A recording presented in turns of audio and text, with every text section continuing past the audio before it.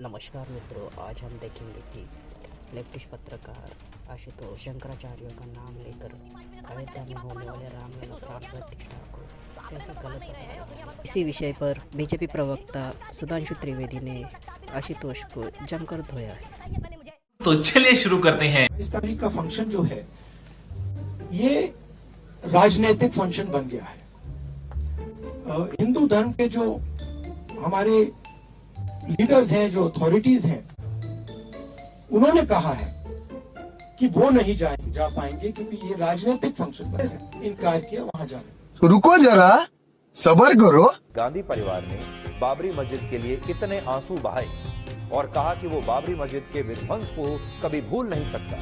वो गांधी परिवार अगर 22 जनवरी को रामलला की प्राण प्रतिष्ठा के कार्यक्रम का विरोध कर रहा है तो उसका असली कारण क्या हो सकता है? क्या बात है सर, क्या बात है सर, क्या बात, ये बात है। शंकराचार्य में से चारों में से कोई भी नहीं जा रहा वहां पे। दो शंकराचार्य स्पष्ट तौर पे कह रहे हैं कि भाई जो हो रहा है वो गलत हो रहा है, धर्म के हिसाब से नहीं, शास्त्र के हिसाब से नहीं है। शंकराचार्य हमारे यहाँ इतनी उच्च अथॉरिटी माने जाते हैं कि वो किसी भी भूमि पूजन अथवा शिलान्यास या कितने मंदिरों की प्राण प्रतिष्ठा में आए वो पहले बता दें।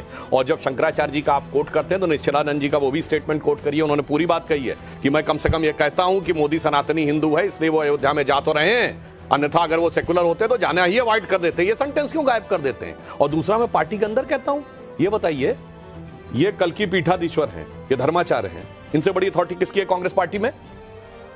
अरे भाई, अपनी पार्टी में जो धर्माचार्य की बात तो मानो, फिर दूसरों को ज्ञान दो। तो अपने में तो मान नहीं रहे हैं और दुनिया भर को ज्ञान देने का प्रयास कर रहे हैं। अब जो 28 दिसंबर 1963 हजरत बल की मस्जिद में जहां माना जाता मोहम्मद साहब का बाल रखा हुआ है, मुई मुकद्दस, ये खबर उड़ी कि वो बाल चोरी हो गया है।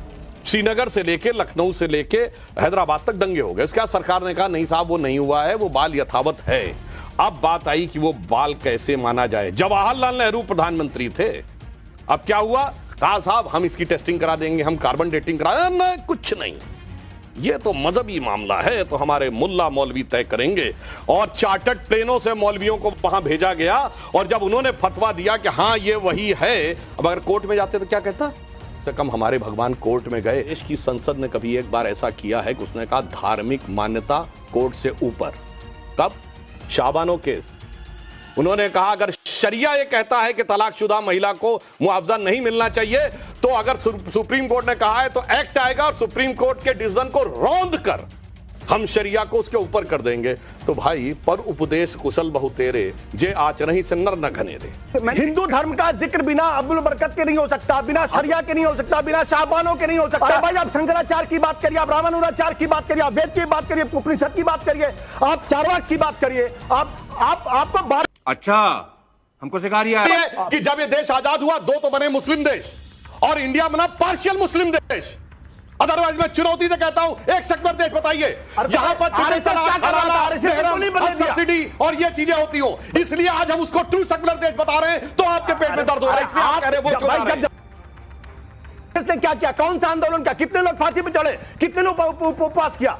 तब तो आप चुपचाप अपने घरों में बैठे थे, बिलों में बैठे हुए थे। तब आपने हिंदुस्तान को बचाने के लिए क्यों कुछ नहीं किया? और आज आप कहते नेहरू क्या किया आजादी के लिए? बताइए पहले मुझे, आपके कितने लोग जेल गए बताइए। अब मैं कहता हूं कि डॉक्टर हेडगेवार 1920 में सत्याग्रह में जेल गए और महाराष्ट्र सरकार द्वारा 2009 में जब इनकी सरकार थी उसमें जो स्वतंत्रता संग्राम सेनानियों का पूरा विवरण है उसमें डॉक्टर हेडगेवार का वर्णन है। पर एक बात इनसे पूछना चाहता हूं, हमारे तो सावरकर जी काला पानी गए, मैं चुनौती से कहता हूं कांग्रेस का अध्यक्ष स्तर का एक नेता बताइए जो अंग्रेजों की गोली से मारा गया हो, एक नेता बताइए जो फांसी हुई हो, एक नेता बताइए जिसको काला पानी हुई हो, लाला लाजपत राय के अलावा एक नेता बताइए जिसको लाठियां पड़ी हो। वाह भाई वाह, मतलब न फांसी हुई, न गोली खाए, न काला पानी हुई, और बल्कि कैसे जलवाए जलाल से जेल में रहते थे, अहमदनगर किले में रहते थे। वीडियो अगर पसंद आए तो लाइक शेयर सब्सक्राइब करना ना भूलें और कमेंट में जय श्री राम लिखें।